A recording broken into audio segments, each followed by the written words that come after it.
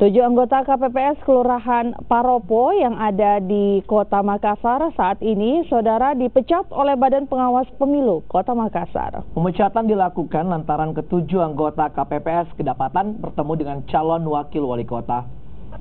Pertemuan antara 7 anggota KPPS Kelurahan Paropo tersebut diketahui dari laporan warga yang masuk ke Bawaslu Kota Makassar. Ketujuh anggota KPPS langsung dipecat karena melanggar sumpah jabatan yang harus menjaga netralitas sebagai penyelenggara pemilu. Ketujuh anggota KPPS tersebut langsung digantikan oleh anggota KPPS yang baru. Pemecatan dilakukan sebagai sanksi tegas atas pelanggaran yang dilakukan oleh 7 anggota KPPS. Dipecat. Oke, pada malam itu kan memang kami langsung hadir di TKP.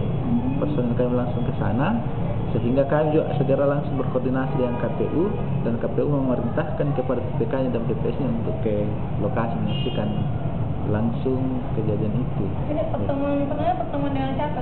Dia bertemu dengan salah satu pasangan calon wakil wali kota Makassar.